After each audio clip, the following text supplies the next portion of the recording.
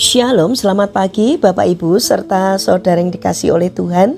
Kiranya berkat, damai sejahtera dan sukacita dari Tuhan Yesus Kristus senantiasa menyertai kita sekalian. Sebelum kita mendengarkan firman Tuhan dan renungan, marilah kita berdoa.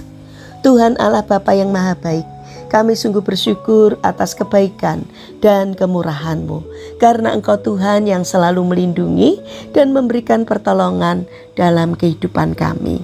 Jika saat ini kami akan mendengarkan firman-Mu, kami memohon Tuhan mengurapi kami dengan Roh Kudus-Mu, agar kami dapat mengerti, memahami apa yang Tuhan sampaikan kepada kami melalui firman-Mu.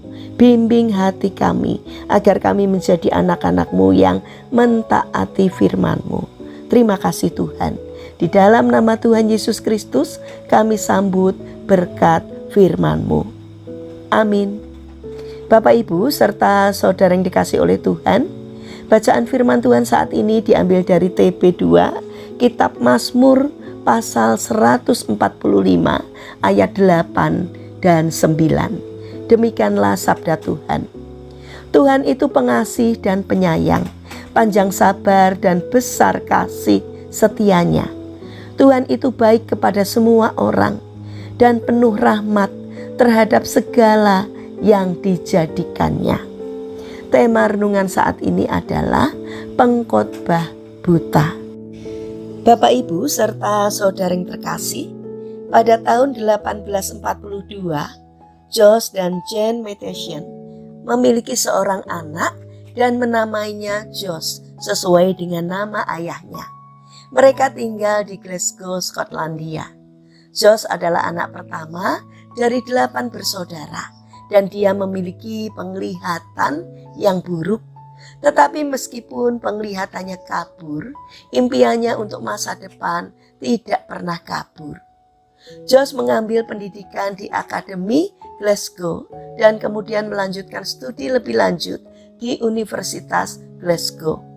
Ia lulus dengan gelar Bachelor of Art pada tahun 1861.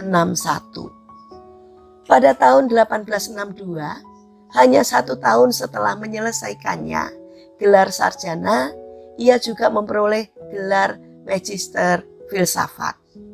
Saat belajar di sekolah, dia menggunakan kacamata tebal untuk membantu penglihatannya yang kabur. Tidak lama setelah menyelesaikan studinya, penglihatannya yang semakin memburuk membuatnya bergantung pada pertolongan orang lain untuk melakukan kegiatan.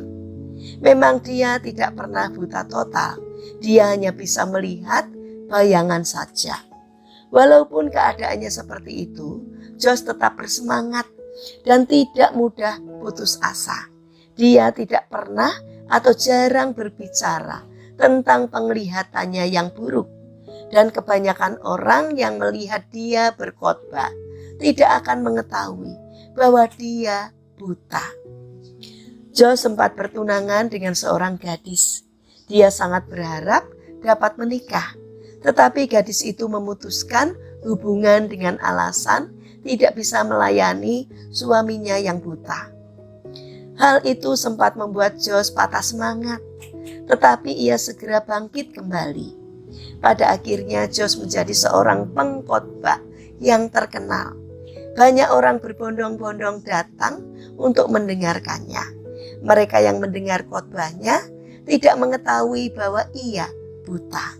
Josh menghafal khotbah-khotbahnya, ia memaksimalkan kemampuan mengingatnya.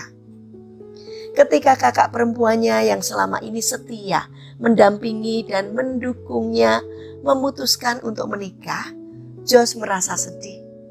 Ketika malam pernikahan berlangsung, dalam kesedihannya dia menuliskan himne yang terkenal hingga sekarang.